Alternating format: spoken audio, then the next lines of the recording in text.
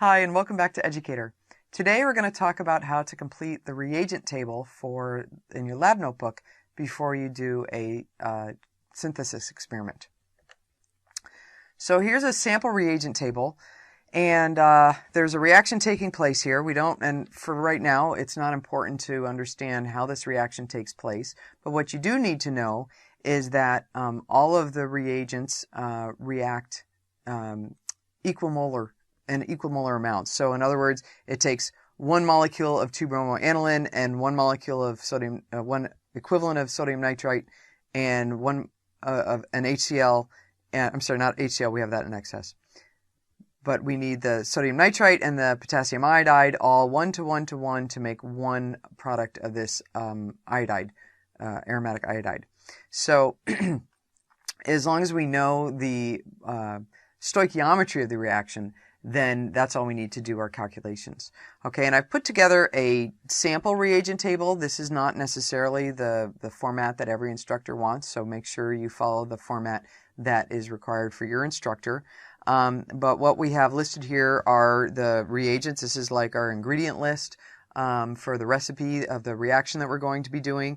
This first item listed, I would describe as my starting material,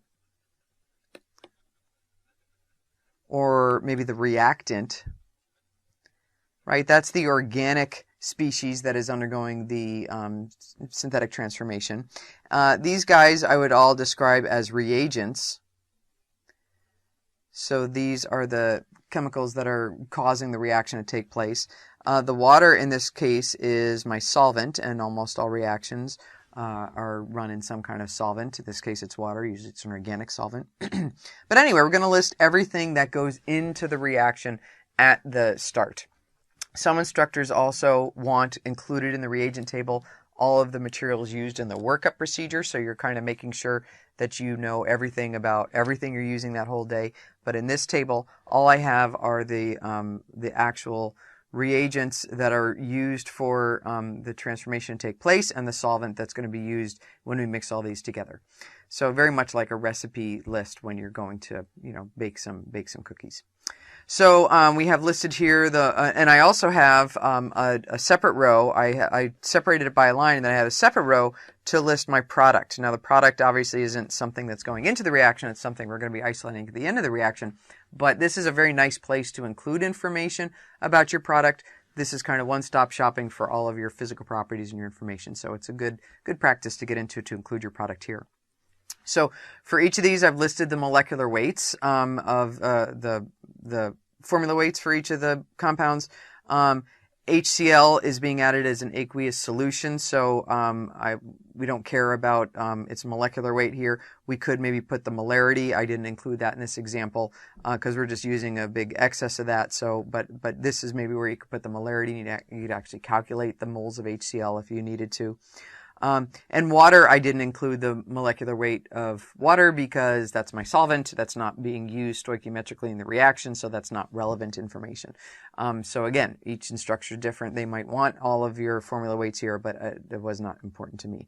And then I have a column for density, and density is I only put for any liquid compounds, which our 2-bromoaniline happens to be a liquid, and our product also happens to be a liquid. And so I looked up the densities for those so that you can use the CRC handbook or something like that to find densities or molecular weights, formula weights.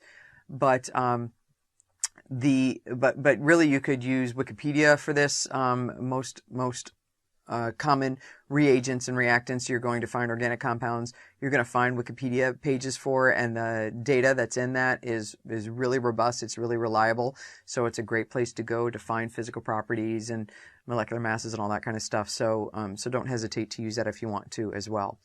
And these amounts come from the experimental procedure. So I read through the experimental procedure, and it said something like, 2 milliliters of 2-bromoaniline were dissolved in 10 milliliters of water, and then 1.9 grams of sodium nitrite was added to that, and so on. So these are the amounts that you need to get from the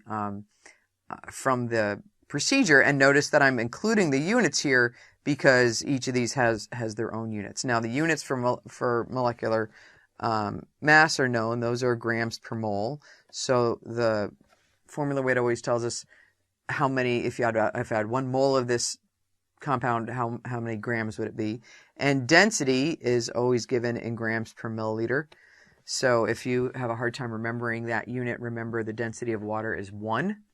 And so if you have 1 gram of water, is that going to be 1 milliliter of water, a cubic centimeter? Or is that going to be a liter of water? That doesn't sound right. A gram is a very small amount. So 1 cubic centimeter or 1 milliliter of water only weighs 1 gram. And so that's how we can remember the units for density is grams per milliliter. Okay, and so then we have a column here, and now I don't have an amount for my product because the procedure doesn't tell me how much product I'm going to get. I have to calculate that. And then I have a column for moles. So what I'm going to do is convert all of these amounts to moles so that we can compare one species to another. And then I have another column for equivalence, molar equivalence, and that's just a more simple way to express this molar amount. We'll talk about that too. And then I always just have this final column called remarks, and that's where I put any other relevant data. This is a place where you can put hazards. So for example, the HCl is corrosive, so we want to put a note of that. You can put melting points for solids, boiling points for liquids, and any information here. If you're reading through the procedure and it says, oh, watch out for this, or take care about this, or this is a place to put that. Now again, some instructors always want a column for boiling point and column for melting point and so on, but for me this is kind of a catch-all place to put anything else that's pertinent about each species.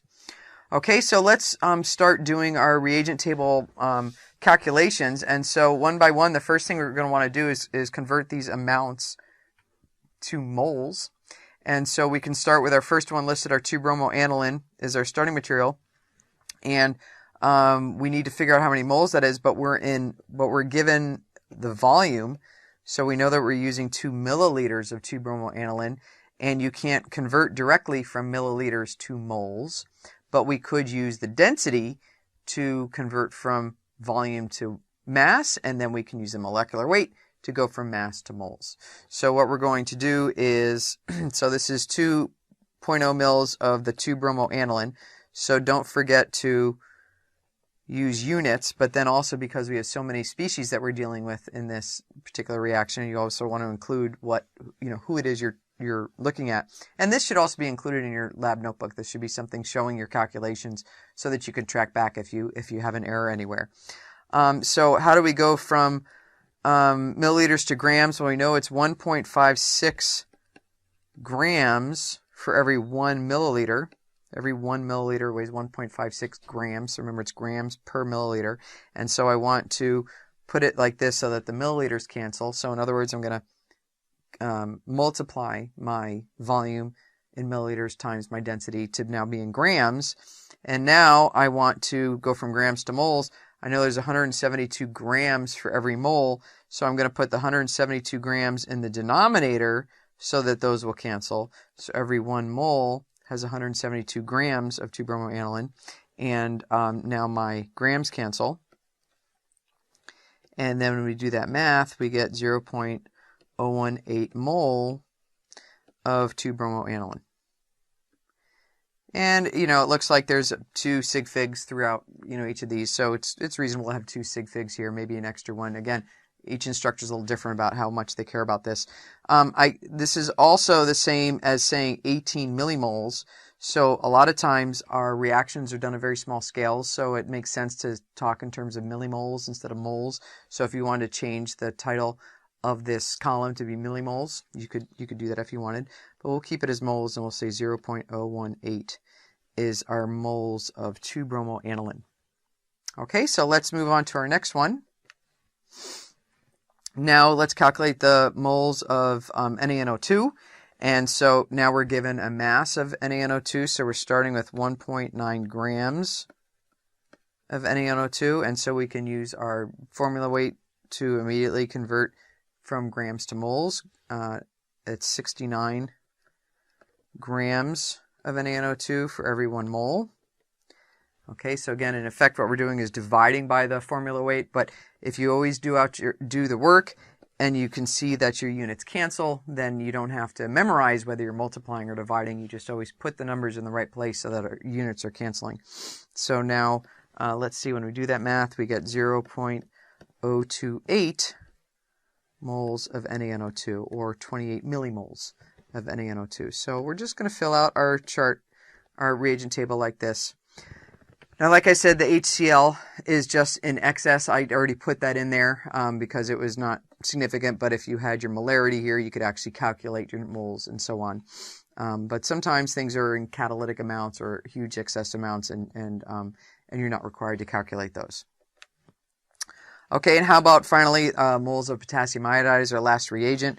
We start with 3.6 grams of Ki, and every 1 mole of Ki, we can put in our species here too, weighs 166 grams, and so our grams cancel, and so when you do 3.6 divided by 166, we get 0.022 moles of potassium iodide. So we could put that in our table as well. So one by one, we're going to calculate the moles of every one of our reagents that are added. I don't care how many moles of solvent there are. That's not relevant. It's not involved in the reaction.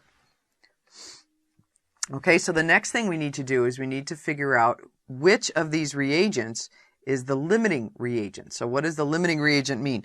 It's the reagent with the smallest number of moles. Now, we have to be careful because sometimes a reagent is not used stoichiometrically in the reaction.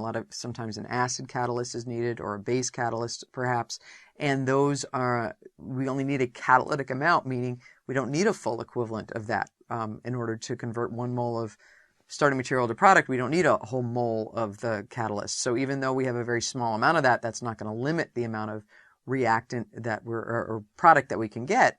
Because remember, a catalyst is not consumed in the reaction. So even though I have a very tiny amount of it, I can, it'll get used, but then it'll get regenerated. So I can keep using that tiny amount and convert that whole amount of the starting material to product. So keeping in mind that we're going to ignore the catalyst, and this is where we do need to know for this mystery reaction that we've never seen before, that each of these is used, the 2-bromoaniline and the NaNO2 and the Ki are all used stoichiometrically in a 1-to-1 ratio.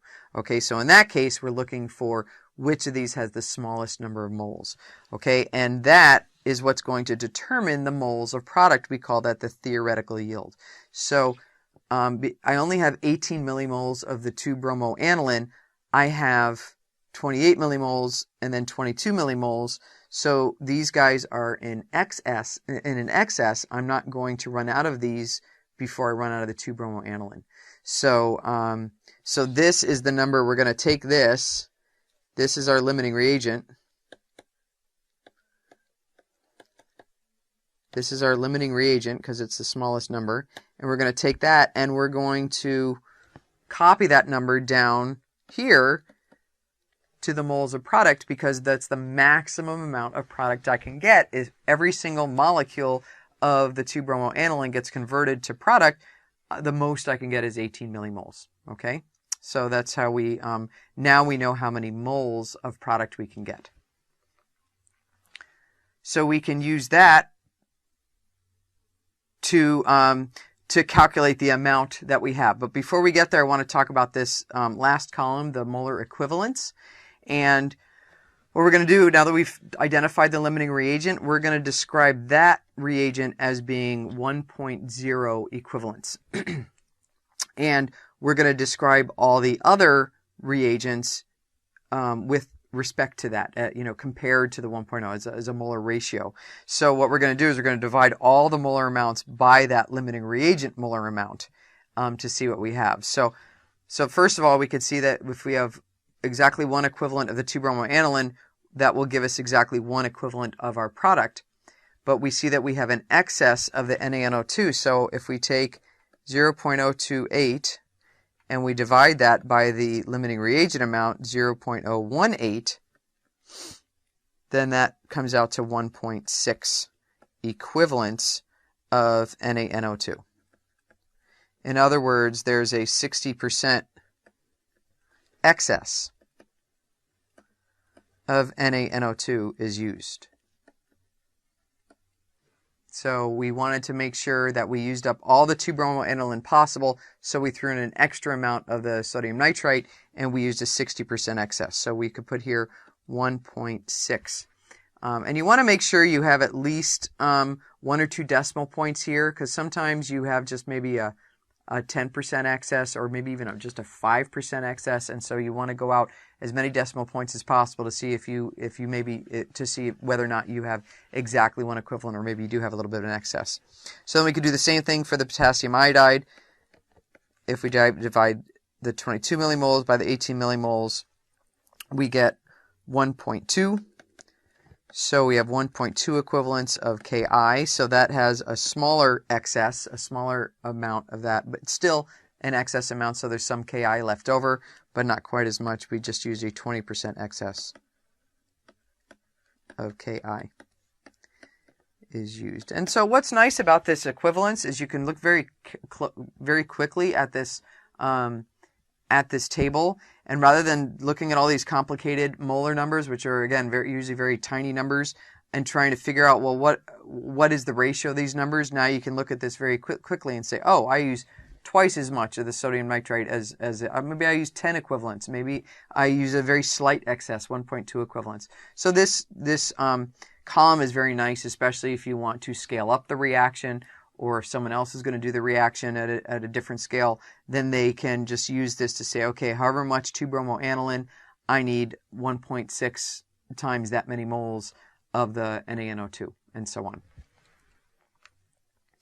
Okay, and so the last thing that we have to figure out here is our theoretical yield, and that is, how much product can we expect? What is the maximum amount of product we can expect? We already know that number in terms of moles, but at the end of the day, we're going to have our product in our round bottom flask, and we're going to weigh it. We're going to find out how many grams we have of that, or maybe by volume, we'll find out what volume we have of that.